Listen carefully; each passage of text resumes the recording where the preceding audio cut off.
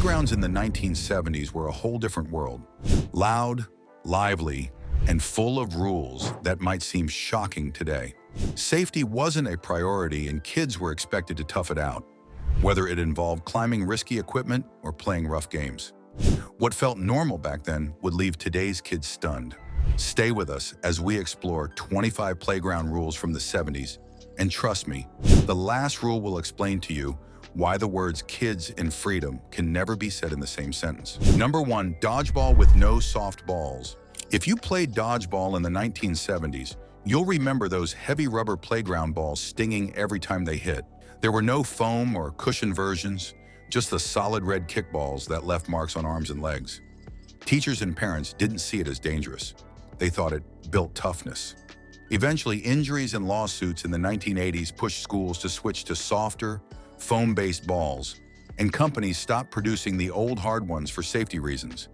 Even so, those bruises became a badge of honor for many kids. And if flying rubber balls caused enough trouble, the next surprise made things riskier in another way.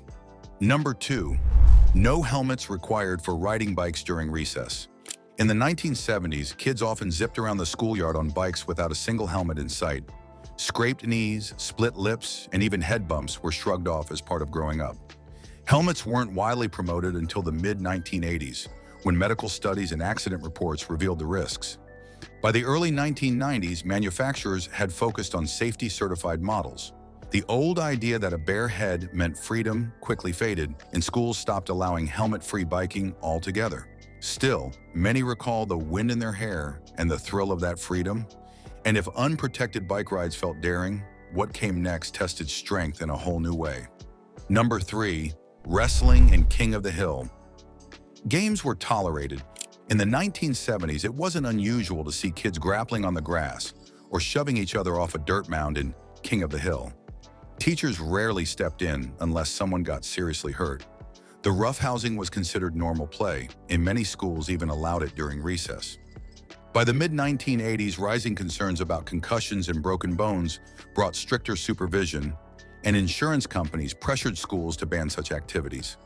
As attitudes shifted, these unstructured battles slowly vanished, and no company or district officially endorsed them anymore. And if those chaotic matches seemed wild, the next game added even more dangers. Number 4, rope swings over concrete. Many schoolyards in the 1970s had rope swings that dangled over hard concrete or packed dirt. Kids launched themselves without thinking twice, often landing with scraped elbows or worse. Safety surfacing like foam pits or rubber mulch wasn't standard until the late 1980s, after injury reports and lawsuits pushed schools to rethink playground design. Manufacturers eventually phased out concrete-based swing setups altogether, replacing them with padded foundations and safer frames. Still, those daring leaps remain vivid memories of a less cautious time. And if falling on hard ground wasn't enough of a hazard, the next game on our list caused pain in a very different way. Number 5, chain swings with no rubber coating. Anyone who used metal swings in the 1970s remembers the sting of cold chains and the painful pinch when skin or hair got caught between the links. Protective rubber sleeves weren't common until playground safety standards tightened in the late 1980s. By then, lawsuits and stricter regulations forced manufacturers to redesign swing sets with coated chains to reduce injuries. The bare metal versions simply stopped being produced, leaving behind memories of yelps, tears, and kids learning the hard way to grip carefully. And if swings could surprise you with sharp little pains, what kids were allowed to bring onto the playground brought even bigger risks. Number 6, clackers, yo-yos, and other danger toys were allowed at recess. In the 1970s, kids brought toys like clackers, yo-yos, and even sharp-edged gadgets to the schoolyard with little restriction. Clackers in particular were notorious for cracking wrists and even shattering into sharp pieces. By the mid-1970s, consumer safety commissions started recalling them after hospital visits piled up, and toy makers quietly phased out the riskiest designs. Safer plastic versions appeared briefly, but never regained the craze. For many, these toys symbolized both fun and danger combined. And if risky gadgets could slip into recess, the next activity involved nature itself being turned into a weapon. Number 7. Snowball fights encouraged, not banned. For kids in snowy states during the 1970s, snowball fights weren't just tolerated. They were often encouraged as a way to burn energy. Teachers watched from the sidelines as kids packed icy handfuls, sometimes with rocks or dirt mixed in, and let the battles rage. By the early 1980s, schools began banning them after eye injuries, and chipped teeth led to insurance claims. Districts issued formal rules against snowball fights, and playground supervisors enforced them strictly. The carefree days of frosty combat slowly disappeared, yet many remember the thrill of those winter skirmishes. And if tossing snow carried risks, the next form of play reached even higher off the ground. Quick question: what playground rules do you remember from your childhood? Drop your memory in the comments. We love sharing your stories in future videos. Number 8. Kids climb trees freely. In the 1970s, it wasn't unusual to see groups of kids scrambling up trees during recess, daring each other to climb higher or hang from branches. Teachers rarely stopped them unless someone fell. The practice was seen as adventurous play, not reckless behavior. By the mid-1980s, liability fears and new playground standards led schools to forbid tree climbing outright, and districts even trimmed or fenced off tempting trees. Manufacturers of playground equipment also promoted safer climbing frames instead. Those carefree climbs became a relic of looser times. And if reaching into the branches felt risky, the next everyday habit carried hidden dangers in plain sight. Number 9. Drinking straight from metal water fountains. Most 1970s schoolyards had metal water fountains, and kids lined up to drink straight from the spout. Sharing germs wasn't a concern, and no one carried personal bottles. The metal often left a strong taste, especially on hot days, and sometimes the water ran lukewarm. By the late 1980s, rising awareness of hygiene and lead concerns led schools to phase out older fountains, replacing them with filtered units or bottled water programs. Companies stopped producing those old heavy fixtures in favor of safer plastic or stainless steel designs. And if sipping from fountains seemed careless, the next play on our list thrived with even less oversight. Number 10. Kick the can and hide and seek in areas with zero supervision.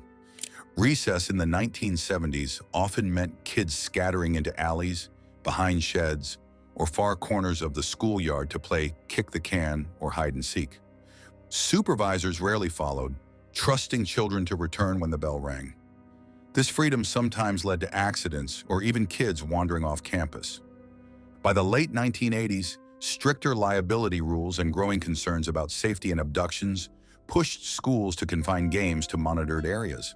The open, unsupervised recess slowly disappeared. And if disappearing raised alarms, the next routine was brushed off with a simple excuse. Number 11. Slapboxing was shrugged off as boys being boys. In the 1970s, slapboxing, two kids trading open-handed hits until one gave up, was treated as harmless fun. Teachers often looked the other way, saying it toughened kids up.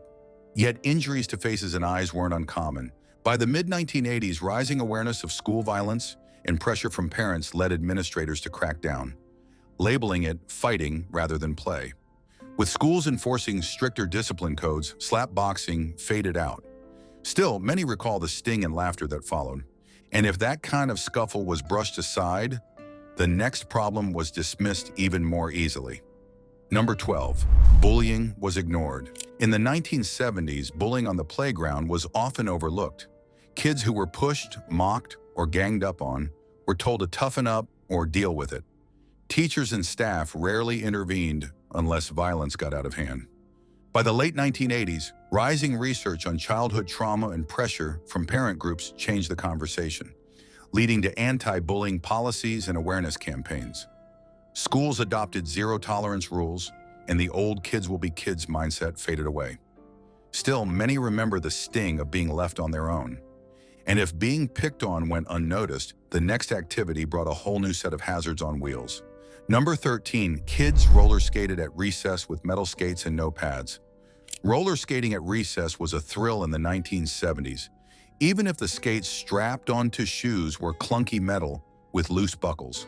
Kids zipped across the blacktop without helmets, knee pads, or wrist guards, and scraped palms were almost guaranteed. By the early 1980s, rising injuries and better awareness of protective gear pushed schools to restrict skating. while manufacturers shifted to plastic-bodied skates with mandatory pads sold alongside. The old strap-on metal versions faded from production, remembered as both fun and unforgiving. And if rolling across pavement carried risks, the next playground habit made danger part of the game itself. If you're enjoying this trip back to the 1970s, hit that like button. It really helps us bring you more memories like these. And if this is bringing back childhood flashbacks, make sure you're subscribed. We've got plenty more nostalgia coming your way.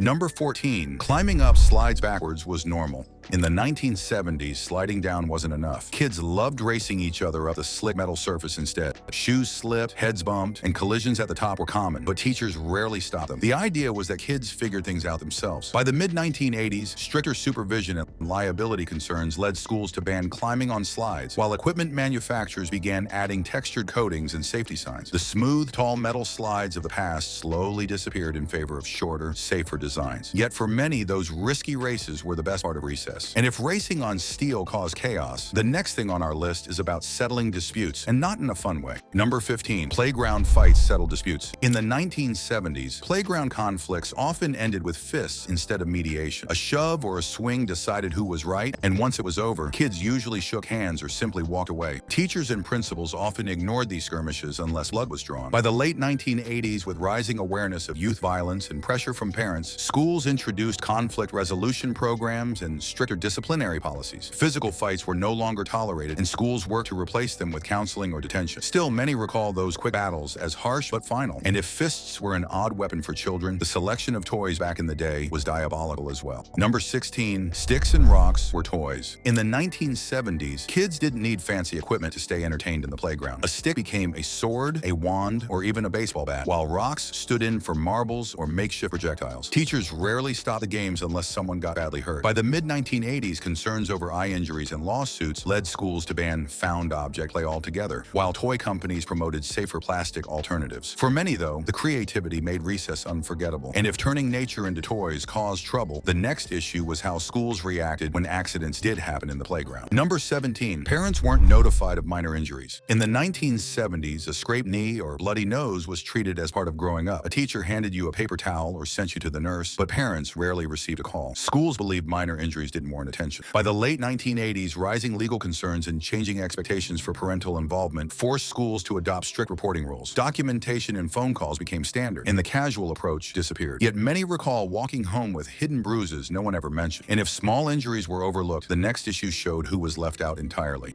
Number 18, no accommodations for disabilities on playgrounds. Playgrounds of the 1970s were not built with inclusivity in mind. Kids with mobility challenges often had to sit on the sidelines, watching others climb, swing, and run. Ramps, adaptive swings, and sensory equipment simply didn't exist in most schools. The shift began in the early 1990s after the Americans with Disabilities Act required public spaces to provide access, pushing manufacturers to design inclusive equipment. Older playground structures without adaptations were eventually phased out, leaving behind memories of children left out through no fault of their own. And if exclusion on the playground was troubling, what some kids did on school premises was even more dangerous. Number 19, climbing onto the roof of small sheds or school buildings. In the 1970s, it wasn't uncommon for kids to scramble up drain pipes or jump from playground equipment onto the low roofs of sheds or school annexes. From up high, they'd wave at friends or dare each other to leap back down. Teachers often scolded, but rarely enforced strict bans. By the late 1980s, concerns over falls pushed schools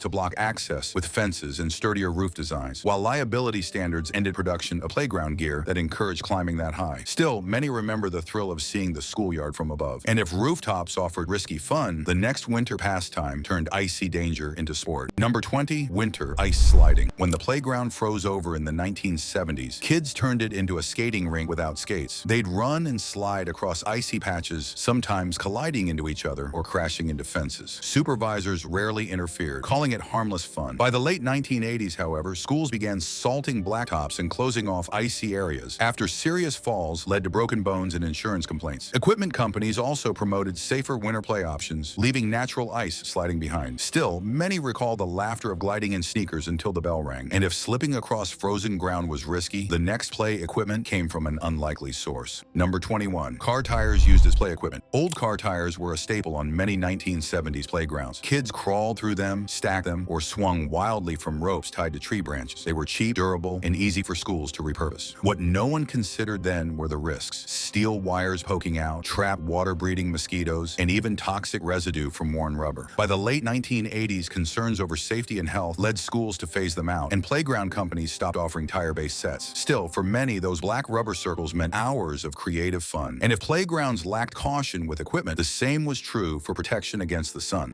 Number 22, no strictness on using sunscreen. In the 1970s, sunscreen wasn't part of most kids' routines. Recess and field days meant hours under the sun, and a sunburn was brushed off as just part of summer. Few schools encouraged protection, and products were limited mostly to tanning lotions rather than real UV blockers. By the 1990s, research linking sun exposure to skin cancer drove awareness campaigns, and schools began urging hats, shade breaks, and sunscreen use. Those carefree, unprotected days left lasting memories and sometimes scars. And if the sun left kids unguarded, the next playground rule favored the strongest above everyone else. Number 23, the strongest kids dominated games. On 1970s playgrounds, games like Red Rover or tackle-style tag often came down to brute strength. The bigger, stronger kids ruled the field, while smaller classmates were pushed aside or knocked down. Teachers rarely stepped in, believing competition built character. By the late 1980s, new philosophies in child development and pressure from parents led schools to soften rules, encourage teamwork, and eventually replace rough group games with safer, inclusive activities. Still, many remember the pride or humiliation that came with these harsh contests. And if strength decided outcomes, the next activities tested pain tolerance in a whole new way. Number 24, bloody knuckles and mercy games were recess staples.